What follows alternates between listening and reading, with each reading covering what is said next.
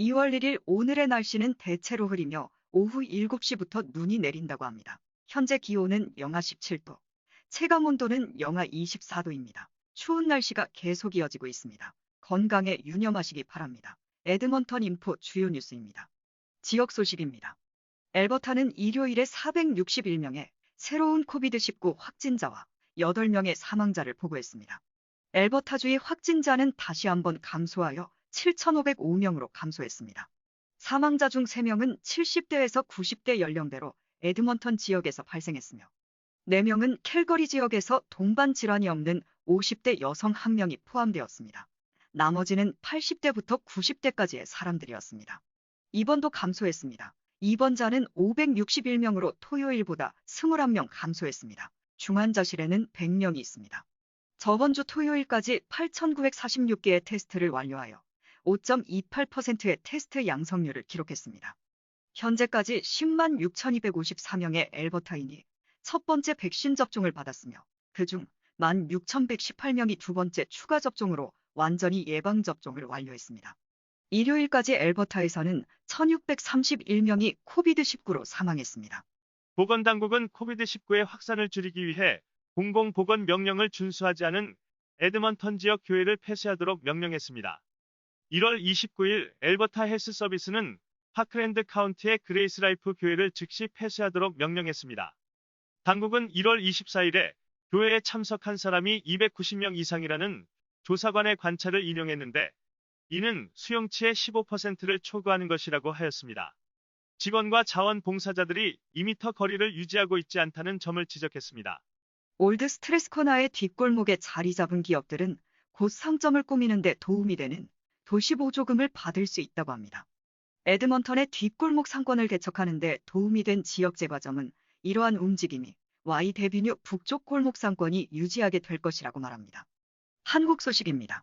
충남 청양군 하천변에서 여성 시신 2구가 발견돼 경찰이 수사에 나섰습니다.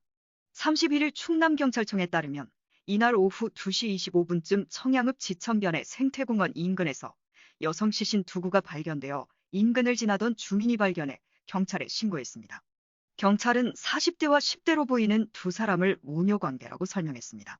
시신에 특별한 외상이 없어 타살 혐의는 없는 것으로 경찰은 파악하고 있지만 발견 당시 두 사람 모두 알몸 상태여서 사망 과정에 의문이 일고 있습니다. 경찰 관계자는 타살 혐의점은 없어 보이지만 다양한 가능성을 두고 사망 원인을 수사하고 있다고 말했습니다.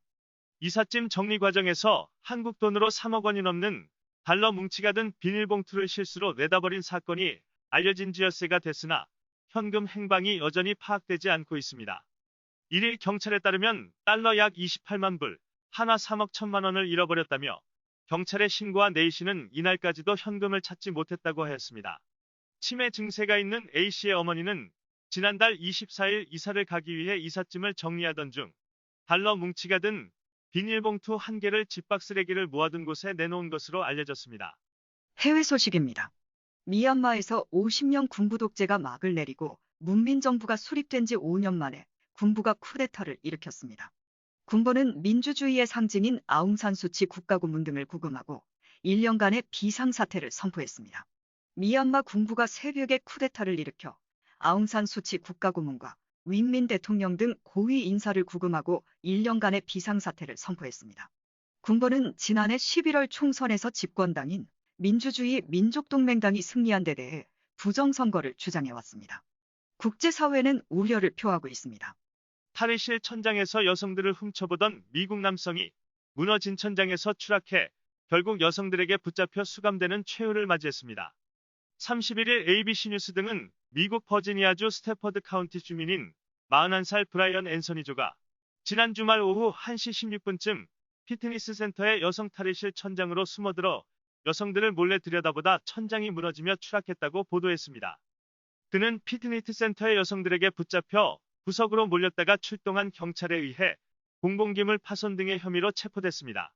중국 우한에서 발생한 신종 코로나 바이러스 감염증의 존재를 세상에 처음으로 알렸다가 처벌받은 뒤 코로나19에 감염돼 숨진 의사리원양을 기리는 추모 전시회가 베이징에서 기획되었지만 중국 당국이 원천 봉쇄했다고 홍콩 명부가 지난달 31일 보도했습니다. 31일 러시아 전역에서 블리디미르 푸친 대통령의 최대 정적으로 꼽히는 야권 지도자 알렉세이 나발리의 석방을 촉구하는 반푸틴 시위가 벌어진 가운데 시위대 천여 명이 당국에 체포됐습니다. 일요일인 지난 31일 러시아 수도 모스크바를 비롯한 각 지역에서 수백 명의 시위대가 모여 푸틴은 도둑놈과 같은 구호를 외치며 반푸틴 시위를 벌였습니다. 시위는 극동 블라디보스토크와 시베리아 노보시비르스크 등에서도 열렸습니다. 특히 시베리아 야쿠츠크에선 영하 42도의 강추위에도 불구하고 수십 명의 시위대가 모였습니다.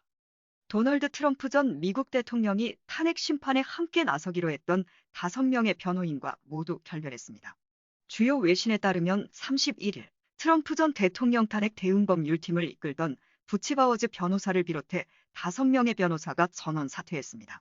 앞서 트럼프 전 대통령은 곧 시작할 탄핵 심판에 대응하기 위해 연방검사 출신 등 5명의 변호사를 선임해 법률팀을 꾸렸습니다.